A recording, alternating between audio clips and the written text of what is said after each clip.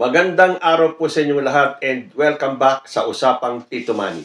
Papalapit na po ng papalapit ang midterm elections at yan ay gaganapin sa May 12, 2025. At siyempre, sunod-sunod po ang labas ng mga survey. Paniwalaan man natin o hindi ang mga survey na to, ito po ay nagiging guide kahit papano kung sino ang pasok sa top 12, top 15, top 20, para na rin sa mga kandidatong nasa baba. Kailangan nila mag-double time para sila ay makaangat at makapasok sa top 12. Ngayon po, naglabas naman ng resulta ang NBC DZRH sa kanilang pre-election survey. Ito po yung kanilang second wave. So balikan po muna natin yung first wave ng DZRH survey para ipaalala sa atin kung sino para sa kanilang survey ang pasok sa top 20. And starting from the bottom, number 20 si Francis Tolentino, number 19 si Gringo Onasan, number 18 si Willie Ong, number 17 si Bam Aquino, number 16 si Francis Pangilinan.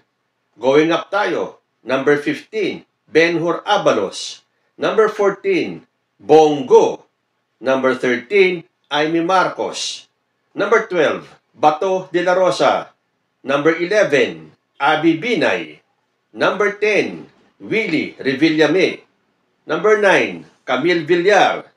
Number 8, Bong Revilla. Number 7, Pia Cayetano. Number 6, Lito Lapid. At ang top 5 ng DZRH, number 5, Manny Pacquiao. Number 4, Panfilo Lacson. Number 3, Ben Tulfo. Number 2, Tito Soto. And number 1, Erwin Tulfo. So ang kanilang first wave survey ay ginanap noong December 7 to 9, 2024. At ito na po, inilabas na ng NBC DZRH ang resulta ng pre-election survey Wave 2 para sa senatorial election ng 2025. Isinagawa ito nationwide sa 7,516 na katao noong March 8 to 10, 2025. Pareho pa rin kaya ng standing ng first wave ng DZRH ang standing ngayong second wave. Para malaman po natin kung nasaan ang ating mga kandidato, babasahin po natin yung top 40 ng DZRH survey. Pag wala pa dito sa top 40 na to ang inyong mga kandidato, mukhang malabo na sila ay makapasok sa Magic 12 sa midterm elections. As usual, start po tayo from the bottom, going up to top number 1. Number 40, Ernesto Arellano with 2.5%. At number 39, Danilo Ramos at 2.7%. Akyat tayo ng number 38, Norman Marquez with 2.7%. Number 37, Jose Sani Matula with 2.7%. So ito pong 37, 38, and 39 na pare-pareho sila nakakuha ng 2.7%, pwede po sila mag-rumble sa pwestong yan. Number 36, Arlene Brosas with 3%. Number 35, Richard Mata with 3.2%. At number 34, Leody de Guzman with 3.8%. Number 33, Franz Castro with 4.2%. Number 32, Teddy Casino with 4.7%, and at number 31, Renesio Espirito with 5.1%. Going up po tayo sa top 30, Ariel Querubin at number 30 with 5.5% of the voter preference. At number 29, Heidi Mendoza with 5.7%. Number 28, Jesus Hinlo Jr. with 7%. Number 27, Vic Rodriguez with 8.2%. Mataas naman sa kanya si Apollo Quiboloy at number 26 with 8.8%. And at number 25, Raul Lambino with 11.7%.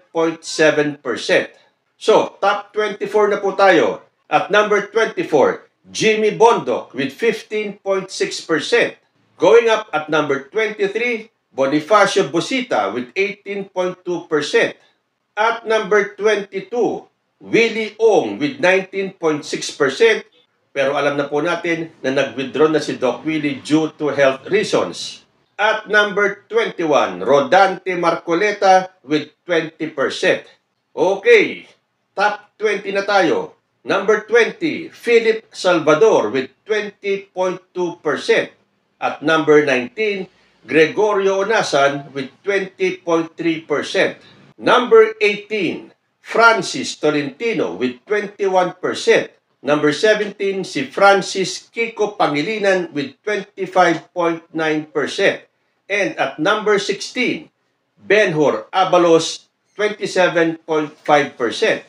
Pataas pa rin tayo, number 15, Willie Revillame with 31.1%. Amy Marcos at number 14 with 32.2%. And at number 13, Bam Aquino with 33.5%. So ito na po ang top 12 na kung ngayon gaganapin ang eleksyon, pasok po itong 12 ito. Starting off with rank number 12, Ramon Bong Revilla Jr. with 36.8%. One notch higher at number 11, Abby Binay with 37.8%. At number 10, Manny Pacquiao with 38.5%. At number 9, Lito Lapid with 40.1%. At rank number 8, Camille Villar with 40.6%. And at number 7, Pia Cayetano with 40.9%. At ang top 6 natin, sa rank number 6, Bato de la Rosa with 41.4%.